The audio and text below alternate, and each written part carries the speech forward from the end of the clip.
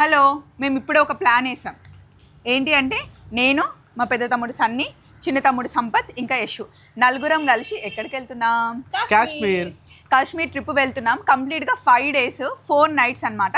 అయితే తమ్ముడు ఏమంటున్నాడంటే, అక్క మనం వెళ్తున్నాం, హ్యాపీగా ఎంజాయ్ చేస్తాం, మన వాళ్ళు ఎవరైనా మన సబ్స్క్రైబర్స్ కూడా మనతో జాయిన్ అవుతే కంప్లీట్గా 5 days ఎంజాయ్ చేయొచ్చు కదా, చక్కగా ట్రిప్కి వెళ్ళేసి వద్దామని తమ్ముడు అంటే నాకు కూడా మంచిగా అనిపించింది.